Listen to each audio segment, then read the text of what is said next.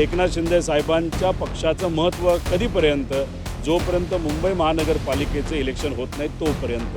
आणि ते इलेक्शन झालं तर या दोन्ही पक्षाला वाऱ्यावर सोडलं जाईल. जसं अमित शाह साहेब महाराष्ट्रात येऊन या दोन कुबड्या आम्हाला नको असं सांगितलं होतं, तसं या कुबड्यांना मात्र फक्त अडकवलं जाईल का फेकलं दिलं जाईल हे आपल्याला बघावं लागेल. पण ते मला वाटत नाही ते टायगर की कुठलं तरी चालेल. फक्त ऑपरेशन लोटस हे मोठ्या प्रमाणात चालू शकतं, कारण का लोटस म्हणजे भाजप हा जो पक्ष आहे त्यांच्याकडे पैसा अमाप. एक तर विरोधी पक्ष नेता असावं हे सामान्य लोकांसाठी अतिशय महत्त्वाचं आहे.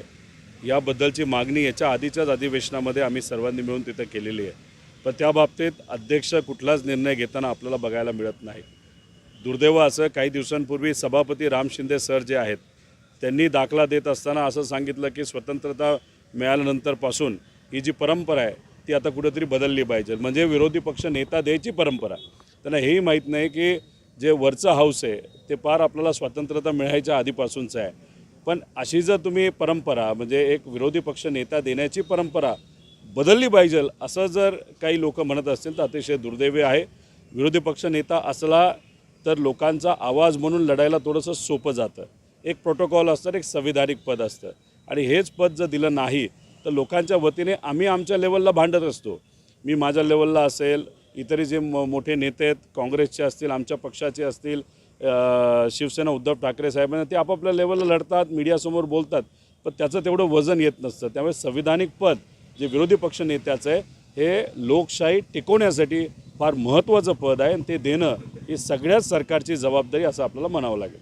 मुंबई महानगरपालिकेसाठी फक्त एकनाथ शिंदे साहेबांचा पक्ष हा भाजपला पाहिजे. बाकी कुठल्याही नगरपालिका, महानगरपालिका, जिल्हा परिषद याच्यामध्ये कुठेही युती त्या तिन्ही पक्षांची होईल असं आम्हाला वाटत नाही. त्यामुळे एकनाथ शिंदे साहेबांच्या पक्षाचं महत्त्व कधीपर्यंत, जोपर्यंत मुंबई महानगरपालिकेचं इलेक्शन होत नाही तोपर्यंत. आणि ते इलेक्शन झालं तर या दोन्ही पक्षाला वाऱ्यावर सोडलं जाईल. जसं अमित शाह साहेब महाराष्ट्रात येऊन या दोन कुबड्या आम्हाला नको असं सांगितलं होतं, तसं या कुबड्यांना मात्र फक्त अडकवलं जाईल का फेकलं दिलं जाईल हे आपल्याला बघावं लागेल. पण 2029च्या आधी मात्र भाजप विरुद्ध सर्व पक्ष अशी निवडणूक त्या ठिकाणी आपल्या सगळ्यांना बघायला मिळेल असं तरी या ठिकाणी आपल्याला वाटायला लागलं. नाही, मला वाटत नाही ते टायगर की कुठलं तरी चालेल. फक्त ऑपरेशन लोटस हे मोठ्या प्रमाणात चालू शकतं, कारण का लोटस म्हणजे भाजप हा जो पक्ष आहे त्यांच्याकडे पैसा अमाप आहे. जिल्हा आता जे नगर परिषद झालं, नगरपालिका झालं, अमाप पैसा हा भाजपकडनं त्या ठिकाणी आला होता. आणि दुर्दैव असं की आता तोच पैसा कशासाठी वापरतात तर नेते फोडण्यासाठी आणि आमदार फोडण्यासाठी वापरतात. त्यामुळे ऑपरेशन लोटस हे गेले 2 वर्ष चालू आहे आणि त्यांचा मेन फोकस हा अजितदादांचा पक्ष आणि एकनाथ शिंदे साहेबांचा पक्ष आहे. दादांच्या पक्षामध्ये सुद्धा 2 नेत्याला हाताशी धरून अख्खा पक्ष फोडण्याचा प्रयत्न त्या ठिकाणी भाजपकडनं केला जातो आहे. तसंच एकनाथ शिंदे साहेबांच्या पक्षामध्ये सुद्धा काही असे नेते आहेत की त्या नेत्यांचा उपयोग करून एकनाथ शिंदे साहेबांचा पक्ष भाजप त्या ठिकाणी फोडत आहेत. तुम्हाला हे कधी कळेल तर 29च्या आधी 2 वर्ष आधी म्हणजे जेव्हा लोकसभेचं इलेक्शन असेल त्याच्या 6 महिने आधी हे सर्व नेत्यांचे चेहरे हे आपल्या समोर येईल. पण तेव्हा मात्र या 2 पक्षाचा फार उशीर झाला असेल का असा प्रश्न त्या ठिकाणी निर्माण होईल. आता सत्ताधाऱ्यांकडेच नक्की असू शकतो. सिरसाडांकडे सुद्धा आपण सर्वांनी बघितलं की मोठी बॅग भरून पैसा होता. त्यांचा अहंकार तर इतका होता, हो माझा पैसा तर काय, अरे पण तुम्हाला इन्कम टॅक्सली 2 लाख रुपयाच्या पुढं पैसा न ठेवण्यासाठी त्या ठिकाणी सांगितलं आहे आणि करोडो रुपये तुम्ही बॅगेमध्ये ठेवत असाल आणि तोच पैसा इलेक्शनमध्ये वापरत असाल. आता दानवे साहेबांनी जो व्हिडिओ त्या ठिकाणी टाकलेला आहे त्यांनीच कुठेतरी सांगावं की तो व्हिडिओ कोणाचा आहे, कोण ती व्यक्ती, कोणाशी ती व्यक्ती बोलत होते आणि जर त्याच्यामध्ये तथ्य असेल त्या लोकांना ताब्यात घेणं फार महत्त्वाचं आहे. हा जो बाजार चालला आहे लोकशाहीचा हा सामान्य लोकांसाठी अतिशय घातक चालला आहे. नवीन पिढीलासुद्धा आता राजकारणात यायचं का नाही असा प्रश्न जेव्हा निर्माण व्हायला लागला आहे, जो व्हायला लागला आहे ते म्हणजे कुठेतरी लोकशाही आता धोक्यात आलेली आहे. अहो याच्या आधीसुद्धा MSRDCमध्ये खूप मोठा भ्रष्टाचार झाला आहे.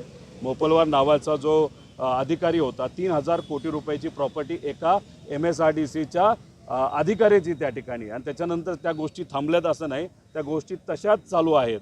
तसंच MSRD जसं आहे तसं MSIDC PWD डिपार्टमेंटचं एक वेगळं त्या ठिकाणी त्यांनी डिपार्टमेंट सुरू केलेलं आहे. त्यांच्यामध्येच मोठ्या प्रमाणात भ्रष्टाचार चालला आहे. आरोग्यामध्ये भ्रष्टाचार चालला आहे आणि हा जो भ्रष्टाचार होतो काही नेतेच करतात असं नाही, त्याच्यामध्ये काही अधिकारीसुद्धा असतात.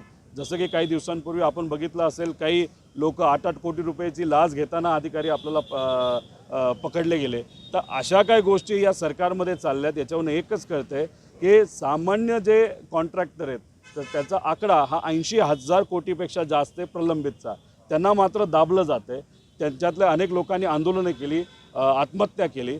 पण मोठे कॉन्ट्रॅक्टर काही हैदराबादचे आणि काही गुजरातचे ह्यांना हाताशी धरून अमाप पैसा हा बाहेर काढला जातो. शक्ती मार्गाचं नाव फक्त घेतलं जातं, देवदेवाचं नाव घेतलं जातं. त्यातून 35,000 ते 40,000 कोटी रुपये हे भ्रष्टाचाराचे त्या ठिकाणी हे सर्व तिन्ही पक्ष वाटून घेणार आहेत. आणि तोच पैसा हा परत जर राजकारणात येणार असेल तर मग सामान्य लोकांचं प्रतिनिधित्व करणारे गरीब जे कोणी लोकप्रतिनिधी असतील ते कसे टिकतील हा एक मोठा प्रश्न निर्माण होणार आहे. त्यामुळे कॉन्ट्रॅक्टर हाताशी धरून अधिकारीसुद्धा, त्याच्याचबरोबर सर्व नेतेसुद्धा, आणि दुर्दैव असं बदलीमध्ये सुद्धा मोठ्या प्रमाणात पैसा हा घेतला जातो आहे काही महत्त्वाच्या पोस्टवर.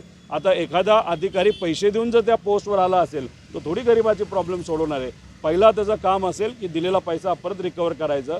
आणि अशा गोष्टी इतक्या मोठ्या प्रमाणात या राज्य सरकारमध्ये सुरू आहे, याच्यामध्येच कुठेतरी भीती वाटते. एक तर राजकारण बदललं आहे आणि लोकशाही कुठेतरी आपली संपुष्टात आली असं आपल्याला म्हणावं लागेल. 3 वर्ष ह्या चर्चा चालूच आहे ना, तर कुठेतरी चर्चा त्या ठिकाणी थांबवल्या पाहिजे. काही झालं, टूक वाजलं तरी त्या ठिकाणी चर्चा होते. आता या चर्चा संपवल्या पाहिजे. आता मी माझ्या मतदारसंघामध्ये नगर परिषद जेव्हा लढत होतो तेव्हा भाजप विरुद्ध आमचा पक्ष होता. आमच्याबरोबर उद्धव ठाकरे साहेबांची शिवसेना होती. बाकी सर्व पक्ष विरोधात होते. त्यात घड्याळसुद्धा आमच्या विरोधात त्या ठिकाणी लढलेला आहे.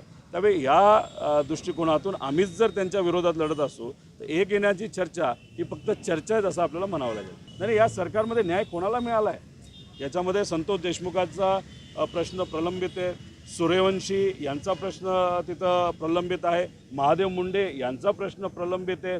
त्याच्याचबरोबर हे सरकार काय करतं, नावापुरतं फक्त SIT निर्माण करतं. SIT निर्माण केली तर विषय संपला असं या सरकारला त्या ठिकाणी वाटतं. तसंच महाराष्ट्र भूषण पुरस्कार देत असताना काही गरीब 16 लोकांचा मृत्यू झाला. काय झालं ते SITचं? त्या नुसते SIT नावापुरतं असतात. आता फलटणमध्ये जो एका महिलेली म्हणजे मुंडे नावाच्या ज्या डॉक्टर होत्या त्यांनी आत्महत्या केली, त्याच्यात SIT फॉर्म केली. अरे काय लोणचं घालतं का ते SITचं? अशा 300-400 SIT नुसते ओपन आहेत, त्यात कुठंच काय होईना. म्हणजे कुठंतरी दिशाभूल लोकांची करायची. बघा आम्ही SIT फॉर्म केली.